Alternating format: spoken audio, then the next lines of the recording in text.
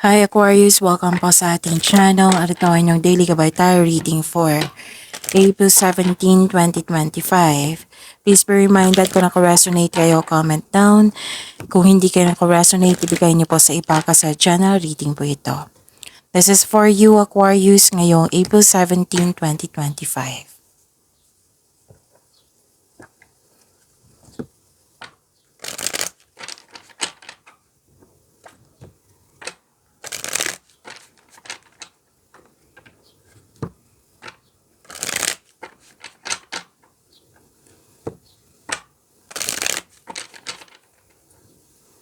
Para po ito sa inyo Aquarius ngayong April 17, 2025.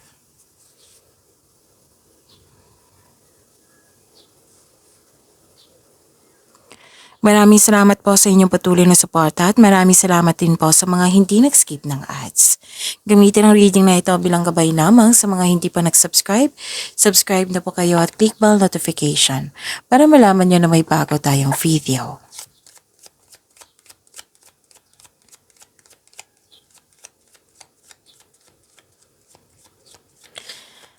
Mga ganap po para kay Aquarius ngayong April 17, 2025 I need 3 cards po.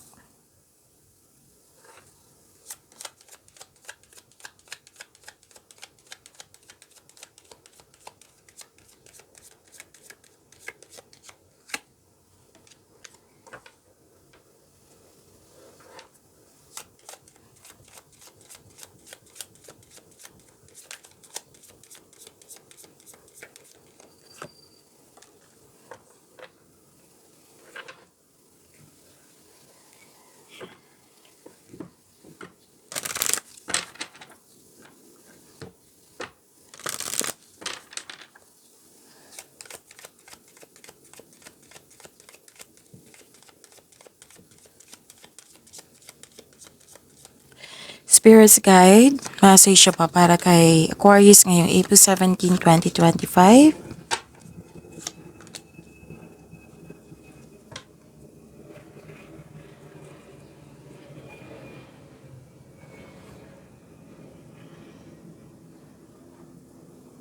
Ngayong April 17, 2025 para po kay Aquarius, love is blooming. May self-care ako nakikita dito. At you are very inspired kayo ngayon kasi you felt love. It might be nagkaroon ka ng panahon sa inyong sarili. Nagkaroon ka ng panahon sa pamilya. And may romance ako nakikita dito and attraction po. At may nakita rin ako dito. Okay. May nakita ko dito malaking influence ng isang babae sa araw na ito. And good luck and good karma, nakikita ko dito. Claim niya po. Things going your way, positive opportunities, and you're happy here. Ang ganda. So you deserve this happiness, Aquarius. And nakikita ko dito na may ganap na success. Success po.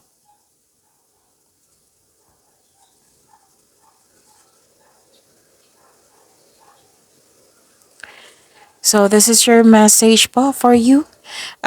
Pay attention po kayo sa inyong dream time, messages of guidance are drifting in.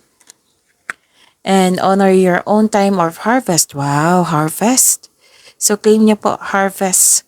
And offer your gifts and blessings as service to the greater good. So magiging generous kayo ngayong araw na ito. Nagdahil sa may harvest na ganap, nakatanggap kayo ng blessings at regalo.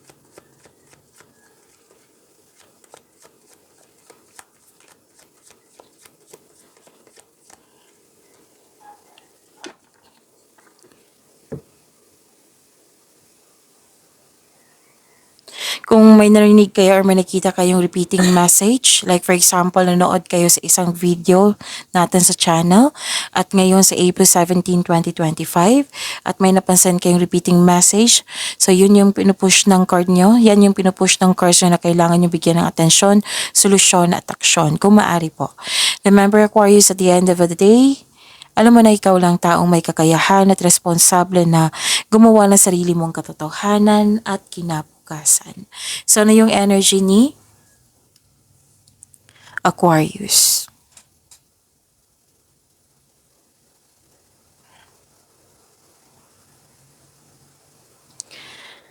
Nakikita ko dito na nagkaroon po ng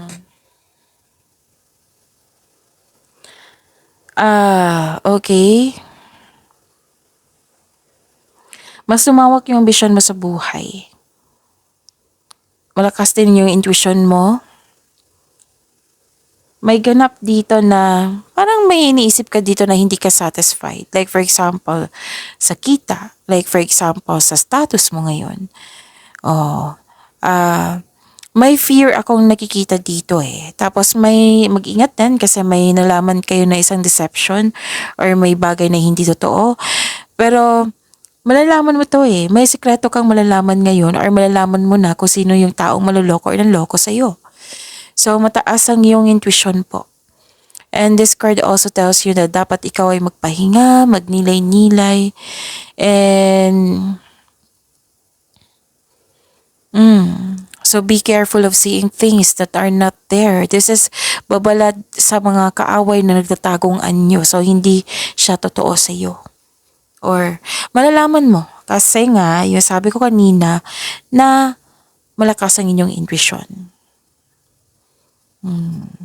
It might be may offer din. Pwedeng sa isang tao ha, pwedeng sa tao to na may binigay na offer sa'yo or may sinasabi sa'yo. Pwede din may offer siya sa'yo, opportunity na kailangan yung kailangan yung pag-isipan ng mabuti kung karapat-dapat ba. Kasi may ano dito, hindi totoo. Pwedeng isang kontrata. Example lang po ito ha. Pwedeng isang kontrata na hindi siya totoo. Malayo siya sa advertisement niya. Tapos sa actual na, hindi pala. Malayo siya. Like for example, 50,000 yung sweldo tapos sa kontrata is 10,000. Example lang po yan. Kasi energy pa ito eh. Okay? Pero then yung approach talaga ng isang tao na hindi siya totoo sa iyo. Malalaman po ito. Malalaman niyo po. Baka may magtanong dyan, sino ba ito? Malalaman niyo po ito ngayong araw na ito.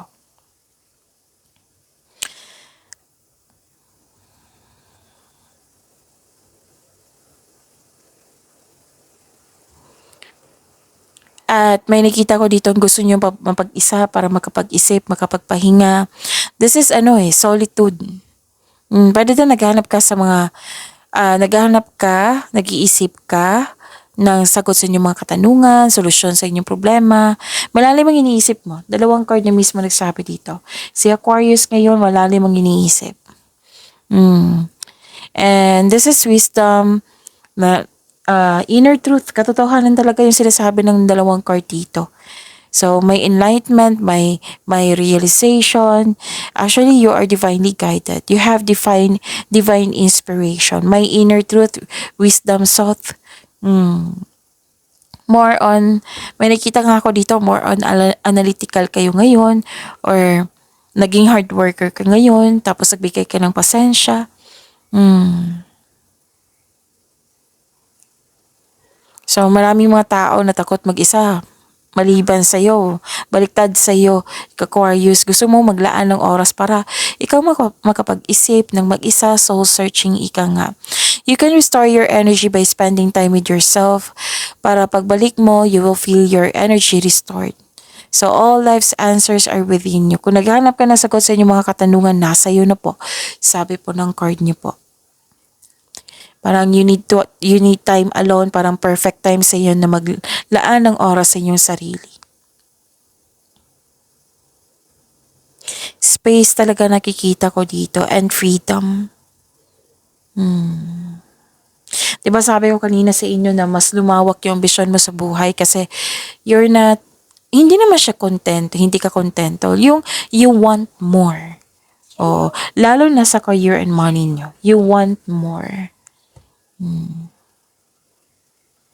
Another card, wow. Parang may nakita ko dito na magbigay ng tulong. Pwedeng kayo ito or siya magbibigay ng tulong. So, basta may generosity ako nakikita dito.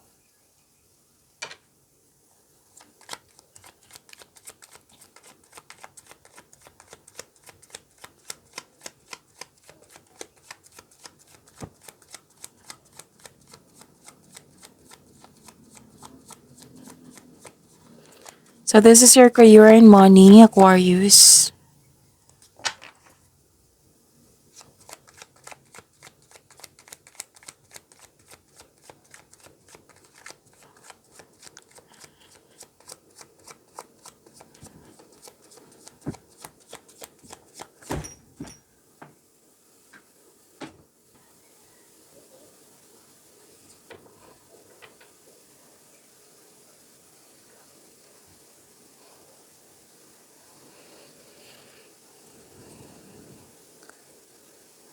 Okay, this is your career and money po. 'Di ba sabi ko kanina sa inyo na malakas ang inyong intuition. Tapos may nakita ko dito hindi po daw kayo nakinig sa inyong intuition. Or may disconnection sa inyong intuition. Or ayaw mong alamin. 'Di ba may sekreto na malalaman mo? Okay. So, nag-overthink kayo dito. Nag-overthink kayo, nag-overanalyze kayo. So, instead na magkaroon kayo ng tiwala sa inyong sarili, nagre-rely kayo sa guidance sa opinion ng iba. Oo, may disconnection sa intuition. And pwede din na may nangyari na you refuse to look within. Okay, example. Example po ito ha, nasa career and money pa tayo, Aquarius. May tao na sobrang bait sa iyo. Tapos nakita mo na hindi pala siya mabait sa kapwa niya. Tapos ibang-iba siya sa iyo. So ito yung sinabi dito na parang in denial na hindi ka makapaniwala. Hindi, mabait siya, baka mainit lang ulo niya. Example lang po yan. Okay, so yun. Pwede din na yung offer sa iyo or sinasabi sa iyo na dineclare na katotohanan na nakita mo na hindi siya totoo pero mas may tinanggap mo siya kahit may pagdududa ka. Pwede. So, yun. Alam mo ito. So, better to listen to your intuition. Okay?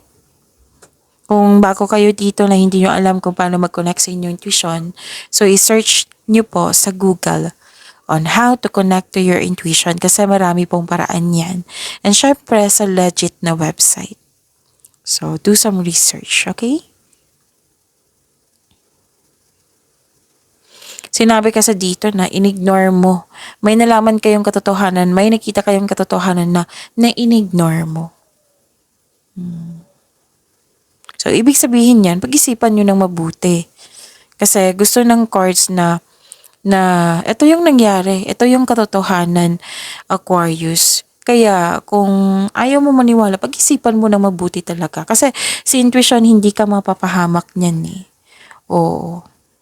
And may away ako nakikita dito, Aquarius. Pwedeng may nagsabi sa akin ngayon na pwedeng nagkwento na let's say nagkwentuhan kayo sa matalik mong kaibigan ngayon tapos may away na ganap ganito. Pwedeng mangyayari din ngayon or pwedeng nangyari na ito sa nakaraan na nakwento mo.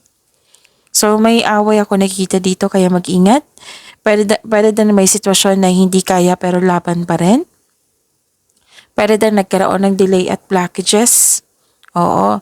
Pwede din na may nagsabi sa akin ngayon na may delay nangyari kahapon or the other day tapos kinuwento mo ngayon. Oo.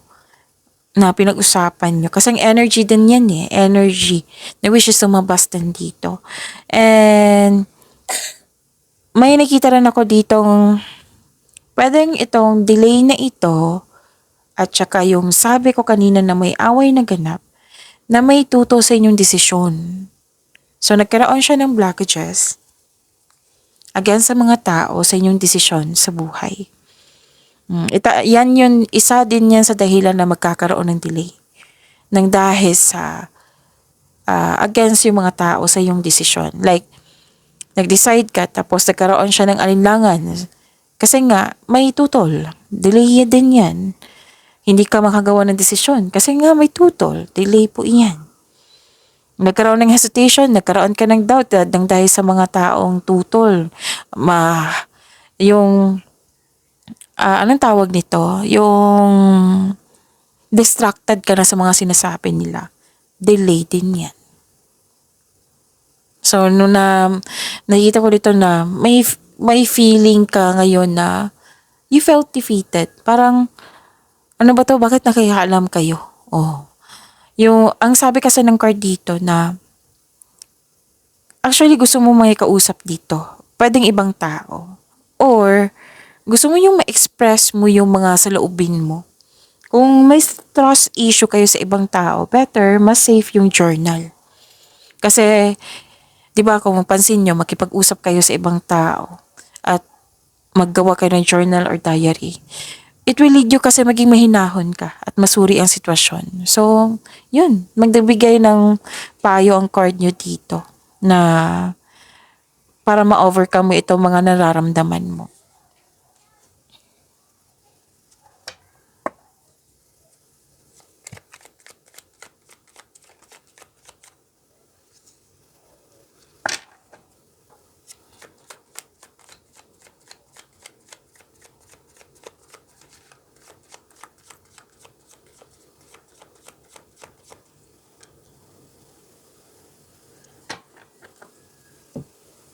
So, this is your love life, self-love, partnership, and romance.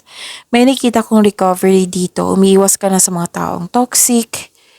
Umiiwas ka sa mga posibleng magkaroon ng problema. Parang may iniwasan ka dito. Pero most likely recovery to. Umiiwas ka na sa mga taong toxic or toxic place. Pwede din umiiwas ka sa mga complicated na. Like for example, yung anong tawag nito na may bad habit. Lahat naman tayo makakaranas niyan eh. May bad habit. Oo. Tapos nag-decide kayo na i-free mo yung sarili mo. Na basta may nakita ko recovery dito. Posibleng bad habit yan. Like for example, na naging obsessive ka na or may frustration frustration or obsessed sa gusto mo sa isang bagay tapos gusto mong bilhin. Pwedeng na-control mo na. Nagkaroon po ng recovery dito. Pwedeng pag-iiwas po ito sa mga maling bagay na hindi nakakabuti sa'yo.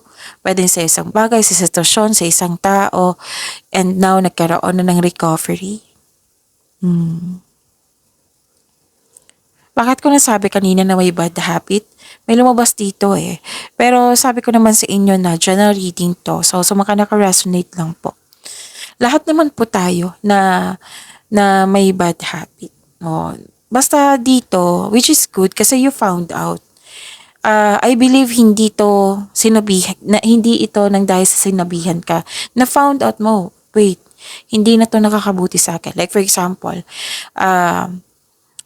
anong tawag dito, may ginagawa kayo na nakakapagbigay sa iyo ng bad sa health mo. Tapos na found out mo. Tapos na hindi na pwede kasi nakakasama na to sa akin. Lalo na sa health ko. Tapos ina-stop, no? So this is recovery. Maraming sitwasyon dito. May nagsabi nga sa akin ngayon, no? Through reels, di ba may mga doctor dyan? Di ba may mga inspirational message yan? It might be yan din yung dahilan na-realize mo. Kasi may realization din ako nakikita dito. So, it might be, kasi may nagsabi sa akin ngayon regarding that. Okay, ang daming mensahe. Aquarius, okay. Nakikita ko rin dito na nagkaroon po ng,